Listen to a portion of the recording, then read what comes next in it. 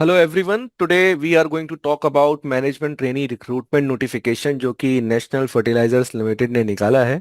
And this notification is for two particular domain. First is your management trainee marketing and the second is your management trainee materials.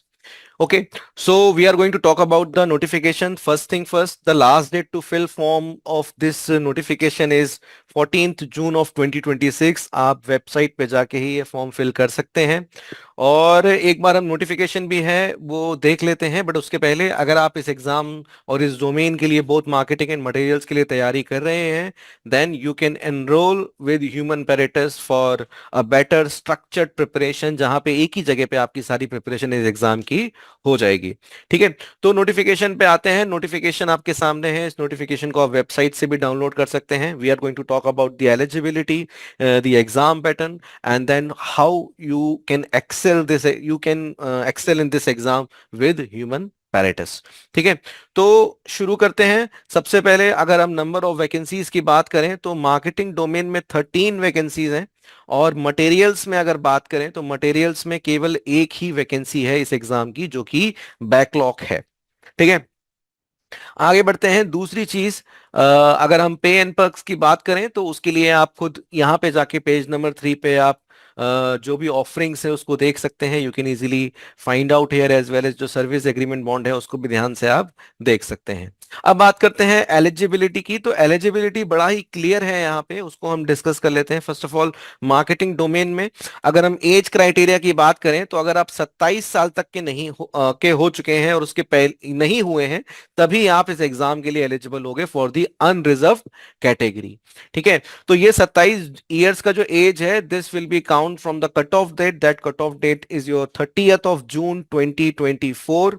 उसके पहले आप जो है 27 साल के नहीं होने, 30th of April 2026, my bad, उसके पहले आप 27 साल के नहीं होने चाहिए। इट मींस कि अगर आपका बर्थडे 1 मई 2026 को आता है, जब आप 27 साल के हो गए थे, तो अब आप एलिजिबल हैं। पर अगर आपका बर्थडे 29th ऑफ अप्रैल 2020 को आता है, जब आप 27 साल के हुए थे, then you will not be eligible. इसके साथ जो जो relaxation government of India categories में देती है, वो सब इस पोस्ट के लिए भी एप्लीकेबल है। अब बात करते हैं इसेंशियल क्वालिफिकेशन की। उसके पहले, अगर आप फाइनल ईयर में हैं, आपका फाइनल रिजल्ट नहीं आया है, then you will not be eligible for this exam at all. बिल्कुल उसके बारे में आप बिल्कुल ट्राई मत करिए, आपका फाइनल रिजल्ट आ जाना चाहिए। अगली बात इसेंशियल क्वालिफिकेशन की, तो आपका जो मिनिमम परसेंटेज ऑफ मार्क्स है वो 60% है for the unreserved category, and for the reserved category it is 50%, जो कि यहाँ पे मेंशन्ड है। ठीक है, इसके साथ साथ अगर आपने एमबीए किया है, पीजीडीएम किया है, या पीजीडीएम पीजीडी बीएम किया है, तो आप एलिजिबल होगे, पर आपको स्पेशलाइजेशन चाहिए होगा।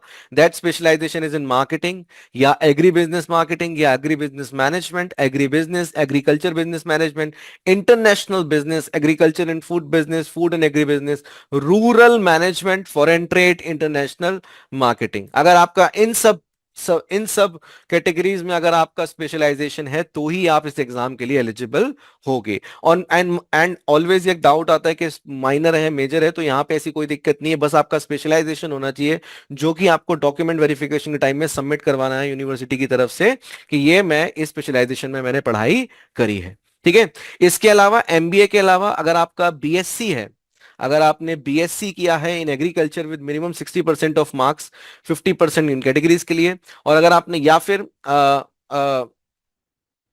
या आपने एमएससी किया है with specialisation in any of the discipline, या फिर एमएससी किया है आपने in specialisation of agriculture from recognised university, then you will be eligible in this exam. ठीक है, तो ये इसका एलिजिबिलिटी है मार्केटिंग का। अब हम अगर मटेरियल्स की देखें तो मटेरियल्स की एलिजिबिलिटी यहाँ दिख जाएगी। अगर आपने फुल टाइम, अच्छा फुल टाइम भी यहाँ पे आपको नोट करना है कि आप फुल टाइम आपने कहे तभी आप एलिजिबल हैं, पार्ट टाइम के लिए आप एलिजिबल नहीं है।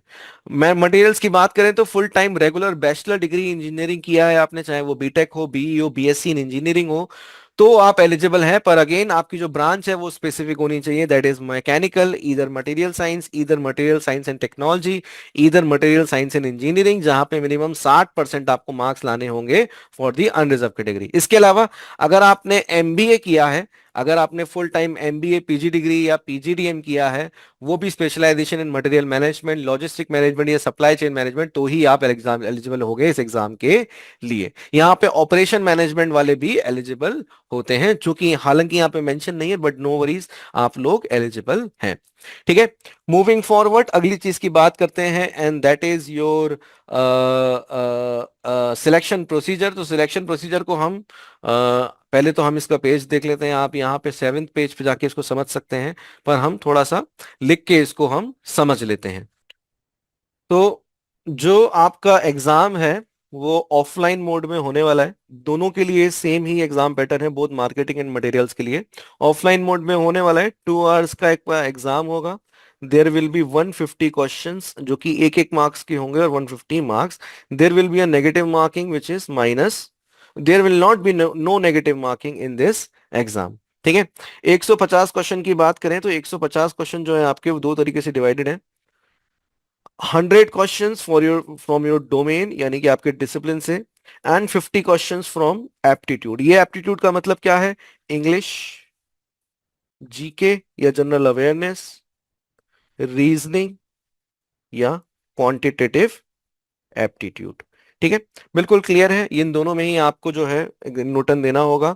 इसका जो कट ऑफ मार्क्स है, यानी कि आपको minimum for for the eligibility for the interview, वो कितना है? कट ऑफ है आपका 50% ऑफ द टोटल मार्क्स।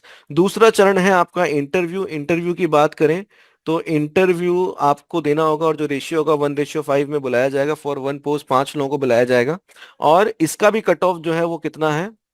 50%। ठीक है, अब बात करते हैं फाइनल मेरिट की।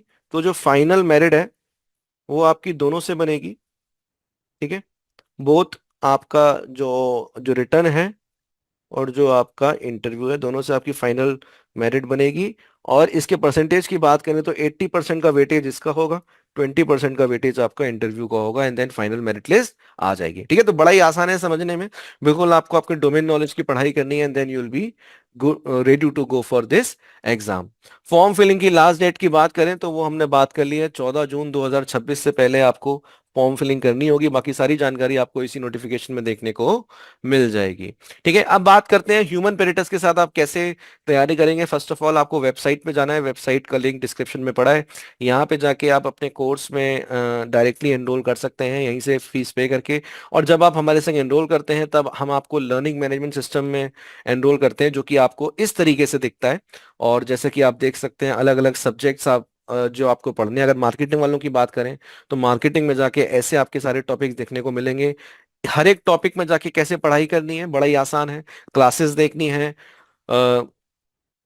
क्लासेस देखनी है, बुक्स से गो थ्रू करना है, यहाँ पे जाके आप गो थ्रू कर सकते हैं। साथ में और भी जो एडिशनल चीजें उनको आप वेबसाइट से देख सकते हैं। ठीक है, इस तरीके से ये बुक्स होती हैं। ठीक है, it is very nicely done in the terms of examples, या जो डायग्राम्स हैं इनसे आप अच्छे से पढ़ सकते हैं। एंड द मोस्ट इंपॉर्टेंट, जो कि हर एक एमसीक्यू बेस्ड एग्जाम की जान होती है, दैट इज द क्विज। तो क्विज यहाँ पे जो आपको आपको लगाना है, एंड केवल लगाना ही नहीं है, यहाँ पे जाके आप एक्सप्लेनेशन से भी पढ़ाई कर सकते हैं। ठीक है, सो इस लर्निंग मैनेजमेंट सिस्टम का आप एक दिन का ट्रायल ले सकते हैं। नीचे दिए गए नंबर पे आप कॉल करिए, आपको एक दिन का ट्रायल मिल जाएगा, and you will get to know कैसे आप एक स्ट्रक्चर्ड तरीके से ह्यूमन पेरिटस के साथ इस एग्जाम की तैयारी कर सकते हैं। बाकी किसी भी जानकारी के लिए you can call on our on the number, and किसी भी फैकल्टी से आप जुड़ सकते हैं। And all the best for this exam.